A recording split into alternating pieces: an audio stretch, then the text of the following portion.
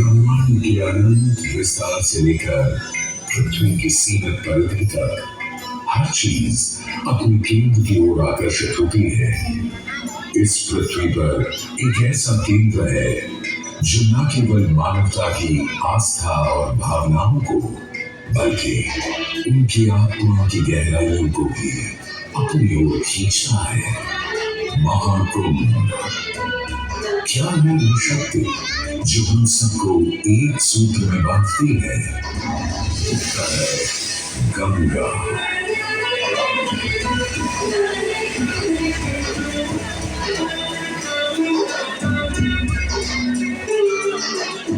किंतु गंगा क्यों? क्योंकि गंगा कोई नदी नहीं है, आस्था की अविरल तरल धारा है गंगा। विश्वासों की वागिनी, संस्कृतियों की सरिता है गंगा। और इस स्थान पर, इस प्रयागों के राज में श्वेत गंगा गंगा का संगम होता है अपनी दो बहनों श्यामल वर्ण यमुना और अदृश्य सरस्वती से। और इस विभिन्न संग्रह के कारण भी यह जगह इतनी महत्वपूर्ण हो जाती है।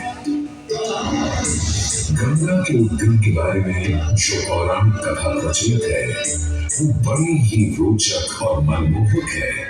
तो आइए क्यों न आज हम आपको गंगा अवतरण की कहानी सुनाए दिखाएं।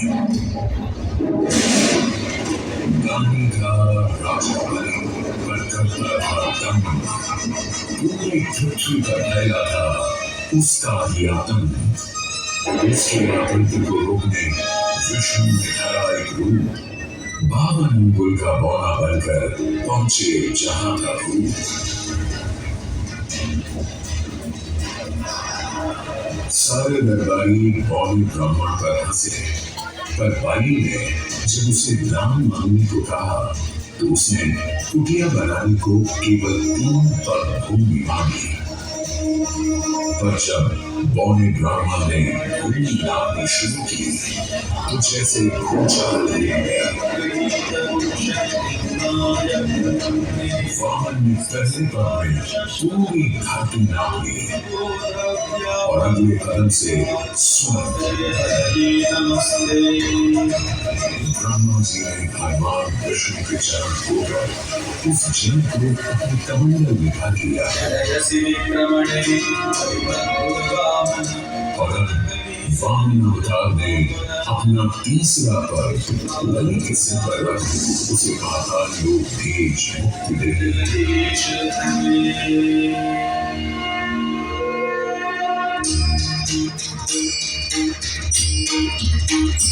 हम स्वर्ग लोक में भगवान ब्रह्मा जी ने जब शरणागत के हाथ डाला तो वहीं से निकल आई चंचल निर्मल धवल गंगा जी।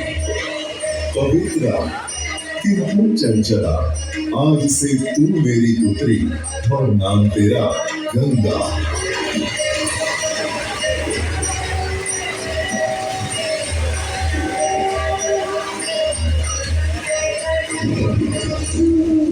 कुछ समय बाद सतयुग में इक्ष्वाकु कुल के सूर्यवंशी राजा सगर ने सारे संसार को जीतने के लिए एक अश्वमेध यज्ञ का संकल्प किया। सुने सुने सुने सब सुने, यह चिन्हित पूजित धवल अश्व जहां भी जाएगा वो भूमि राजा सगर की मानी जाएगी। यदि किसी ने इस अश्व को रोका या पकड़ा तो उसे सगर के 60,001 पुत्रों और उनकी लक्षाधिक सेना का सामना करना पड़ेगा। सुने सुने सुने। सगर का अश्व अजय अपराजय बढ़ता जा रहा था और स्वयं रूप में बांटी जा रही थी देवेंद्र इंद्र की तुलना। डरकर वो अश्व को रोकने की युक्ति लगाने लगे। राजा सगर के उस घोड़े को चुरा लिया और छल से महर्षि कपिल के आश्रम में बांध दिया। घोड़े को खोजते हुए राजा सगर के 60,000 पुत्र महर्षि कपिल के आश्रम में पहुंचे। वहां घोड़े को बंधा हुआ देख क्रोधित पुत्रों ने कपिल मुनि को घोड़ा चोर समझा और उन्हें अपशब्द कहने लगे। वाचाल कुमारों, यदि कपिल ऋषि ने खोली आंख तो तपस्वी योगाग्नि से जलकर तुम सब हो जाओगे राख।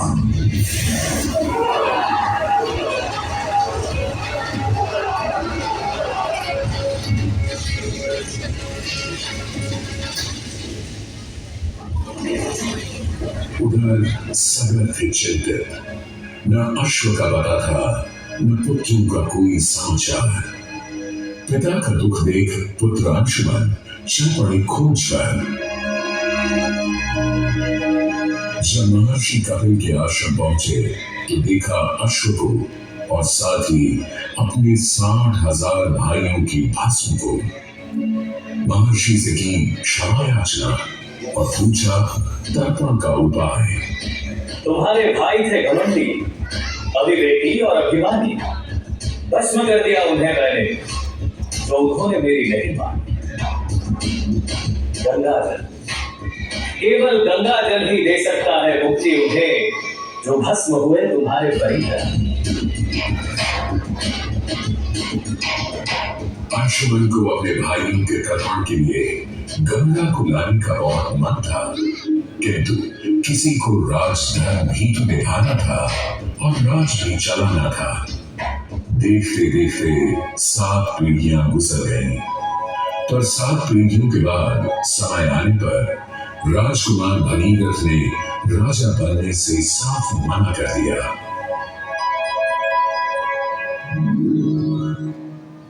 क्षमा कीजिए,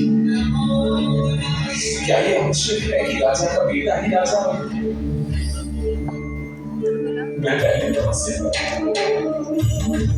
और फिर ब्रह्मा से गंगा को मांग कर पृथ्वी पर ले आऊं और फिर उनके पावन पवित्र जल से अपने 60,000 पूर्वजों का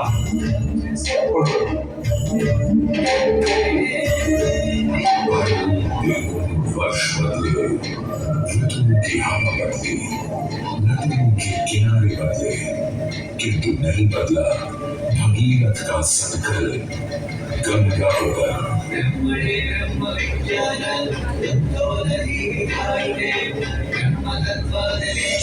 पुत्र भगीरथ, हम तुम्हारे तप से प्रसन्न हैं। बताओ क्या आशीर्वाद चाहिए? हे भगवान, मेरे पूर्वज के तर्पण के लिए मुझे आपकी पुत्री गंगा चाहिए।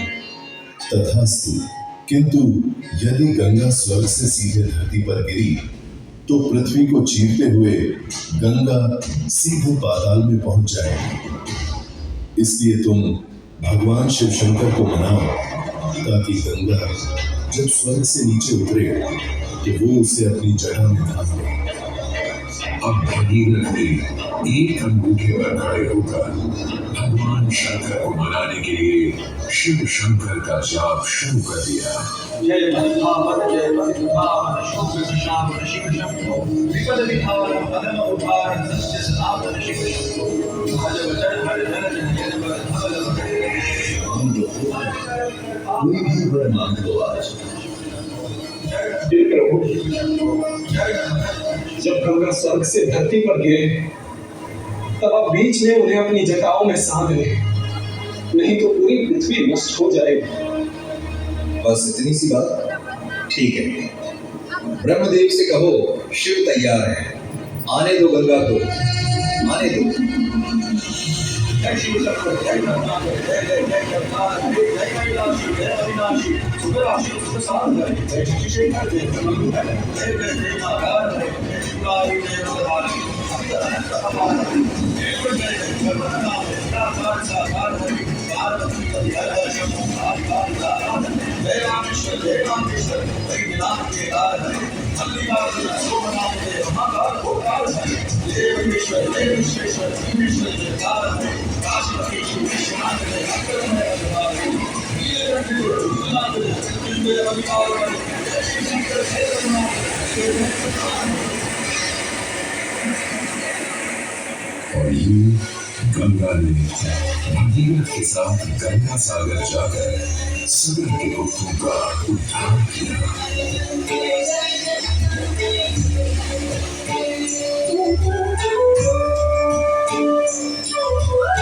साथ ही वह भारत की सबसे महत्वपूर्ण नदी बन गई, जिसका भारत के जीवन में धार्मिक, आर्थिक, सामाजिक, ऐतिहासिक अभिदान अनंत है। हे मां गंगे, हे जमुना, हे मां